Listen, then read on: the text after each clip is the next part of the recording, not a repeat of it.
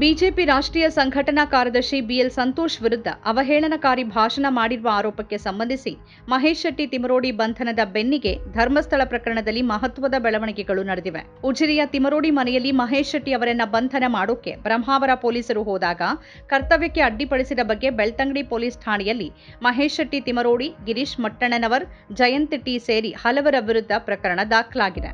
YouTube ಚಾನೆಲ್ನಲ್ಲಿ B L Santosh ವಿರುದ್ಧ ಮಹೇಶ್ ಶೆಟ್ಟಿ ತಿಮರೋಡಿ ಅವಹೇಳನಕಾರಿ ಹೇಳಿಕೆ ನೀಡಿದ ಆರೋಪ ಸಂಬಂಧ ಉಡುಪಿ ಜಿಲ್ಲೆಯ ಬ್ರಹ್ಮಾವರ ಪೊಲೀಸ್ ಠಾಣೆಯಲ್ಲಿ ಆಗಸ್ಟ್ 18ರಂದು ರಾಜೀವ್ ಕುಲಾಲ್ ದಾಖಲಿಸಿದ ಪ್ರಕರಣದಲ್ಲಿ ಆಗಸ್ಟ್ 21ರಂದು ಠಾಣೆಗೆ ಹಾಜರಾಗೋಕೆ ನೋಟಿಸ್ ನೀಡಿದ್ರೂ ಮಹೇಶ್ ಶೆಟ್ಟಿ ತಿಮರೋಡಿ ಹಾಜರಾಗದ ಹಿನ್ನೆಲೆಯಲ್ಲಿ ಆಗಸ್ಟ್ 21ರಂದು ಬೆಳಗ್ಗೆ ಉಜಿರೆ ತಿಮರೋಡಿ ಮನೆಯಲ್ಲಿ ಬ್ರಹ್ಮಾವರ ಪೊಲೀಸರು ಬಂಧನ ಮಾಡೋಕೆ ಬಂದಾಗ ಕರ್ತವ್ಯಕ್ಕೆ ಅಡ್ಡಿಪಡಿಸಿದ ಬಗ್ಗೆ ಆಗಸ್ಟ್ 21ರಂದು ಬೆಳ್ತಂಗಡಿ ಪೊಲೀಸ್ ಠಾಣೆಗೆ ಬ್ರಹ್ಮಾವರ ಪೊಲೀಸ್ ಠಾಣೆಯ ಸಬ್ ಇನ್ಸ್ಪೆಕ್ಟರ್ ಅಶೋಕ್ ಮಲಬಾಗಿಲು ಅವರು ದೂರು ನೀಡಿದ್ರು. ಮಹೇಶ್ ಶೆಟ್ಟಿ ತಿಮರೋಡಿ, ಗಿರೀಶ್ ಮಟ್ಟಣ್ಣನವರ್, ಜಯಂತ್ ಟಿ ಹಾಗೂ ಇತರ 10ರಿಂದ 15 ಮಂದಿ ಪೊಲೀಸರು ಕರ್ತವ್ಯ ನಿರ್ವಹಿಸದಂತೆ ಬಲಪ್ರಯೋಗ ಮಾಡಿ ಅಡ್ಡಿಪಡಿಸಿದ್ದಾರೆ. ಅಲ್ಲದೆ ಸಾಮಾಜಿಕ ಜಾಲತಾಣಗಳಲ್ಲಿ ಮಾನಹಾನಿಕರವಾಗಿ ಸಂದೇಶಗಳನ್ನು ಪ್ರಸಾರ ಮಾಡುವುದಾಗಿ ಬೆದರಿಕೆ ಹಾಕಿದ್ದಾರೆ.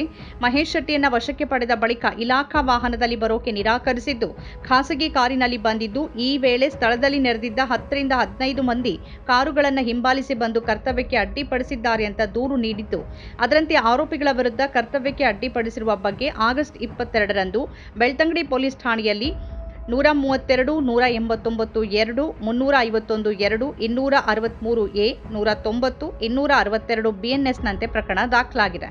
ಸುಳ್ಳು ಪತ್ರಿಕಾ ಪ್ರಕಟಣೆ ಆರೋಪ, ನ್ಯಾಯವಾದಿ ಮಂಜುನಾಥ್ ವಿರುದ್ಧ ಪ್ರಕರಣ ದಾಖಲು. ಧರ್ಮಸ್ಥಳದಲ್ಲಿ ನಡೆಯುತ್ತಿರುವ ಎಸ್ಐಟಿ ಕಾರ್ಯಾಚರಣೆ ಬಗ್ಗೆ ಸಾರ್ವಜನಿಕರಲ್ಲಿ ಭಯವನ್ನ ಉಂಟು ಮಾಡುವಂತ ಅನಧಿಕೃತ ಮಾಹಿತಿಗಳನ್ನು ಒಳಗೊಂಡಿರುವ ಸುಳ್ಳು ಪತ್ರಿಕಾ ಪ್ರಕಟಣೆಯನ್ನು ಪ್ರಸಾರ ಮಾಡಿರುವ ಆರೋಪದಲ್ಲಿ ನ್ಯಾಯವಾದಿ ಮಂಜುನಾಥ್ ಎನ್ ಅವರ ವಿರುದ್ಧ ಬೆಳ್ತಂಗಡಿ ಪೊಲೀಸ್ ಠಾಣೆಯಲ್ಲಿ ಪ್ರಕರಣ ದಾಖಲಾಗಿದೆ.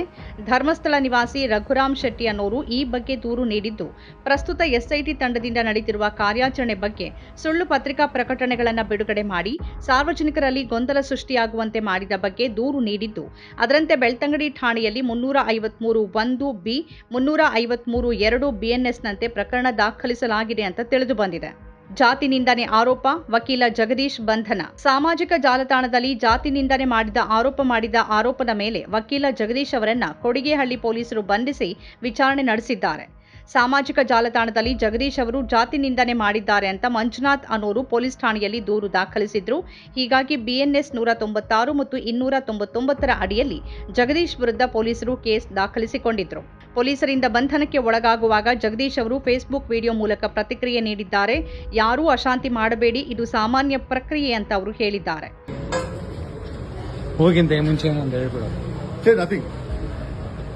ಬನ್ನಿ ಸರ್, ಆರಾಮಾಗಿ ಯಾರು ಅಶಾಂತಿ ಮಾಡಕ್ ಹೋಗ್ಬಿಡಿ. ಓಕೆ, ಇದೆಲ್ಲ ಸಾಮಾನ್ಯ ಪ್ರಕ್ರಿಯೆ. ಓಕೆ, ಯಾರು